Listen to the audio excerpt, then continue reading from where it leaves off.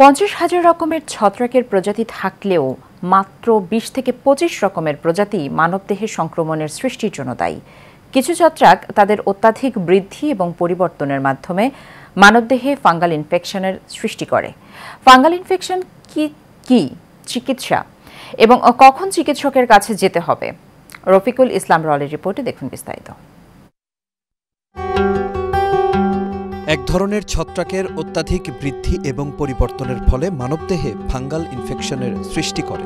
স্যাঁতসেঁতে আবহাওয়া, তৈলাক্ত ত্বক, পানির সংস্পর্শে বেশিক্ষণ থাকা ইত্যাদি কারণে ফাঙ্গাল ইনফেকশন হয়। যারা স্কিনটাকে পরিষ্কার রাখতে পারে না, শুষ্ক রাখতে পারে না, কিছু কিছু অসুখ আবার একে ত্বরান্বিত করে, যেমন ডায়াবেটিস যাদের হয়, যাদের কিডনি রোগ হয়, আরও কিছু অসুখ আছে যেগুলো এই ফাঙ্গাসটাকে ত্বরান্বিত করে। আবার ফাঙ্গাসের আরেকটা ধরন আছে, সেটাকে আমরা ক্যান্ডিডা বলি। ক্যান্ডিডাটা সাধারণত আরেকটা ধরনের ফাঙ্গাস, সেটা আমাদের কুচকিত হতে পারে, মুখের ভিতরে হয়, ওরাল থ্রাশ হয়, এবং ইভেন সেটা শরীরের ভেতরে আমাদের ফুসফুস পর্যন্ত হতে পারে। সো সোজা কথায় বলতে গেলে ফাঙ্গাসটা সব বয়সেই হয়। ছত্রাক বা ফাঙ্গাসের প্রজাতি, আক্রান্ত অঙ্গ প্রত্যঙ্গ এবং সংক্রমণের তীব্রতার ওপর নির্ভর করে ফাঙ্গাল ইনফেকশনকে নানা ভাগে বিভক্ত করে চিকিৎসা দিতে হয়।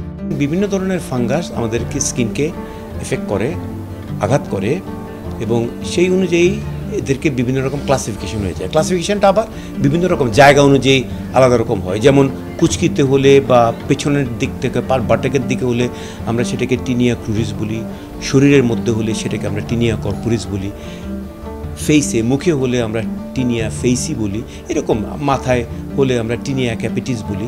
এটা হচ্ছে জায়গা ভেদে এই নামগুলো। আবার বিভিন্ন অর্গানিজম, বিভিন্ন ধরনের ফাঙ্গাস আমাদের স্কিনে হয়, সেই অনুযায়ী আমাদের চিকিৎসাও তফাৎ হয়ে যায়। কোন ওষুধটা কোনটার জন্য বেশি ভালো কাজ করছে সেটাও তফাৎ হয়ে যায়। ফাঙ্গাল ইনফেকশন সাধারণত খুব মারাত্মক হয় না, তবে তা দ্রুত ছড়ায় এবং অস্বস্তিকর পরিস্থিতির সৃষ্টি করে। সংক্রমণ থেকে রক্ষা পেতে পরিষ্কার পরিচ্ছন্নতা, শুকনো এবং আরামদায়ক পরিবেশ বজায় রাখা জরুরি।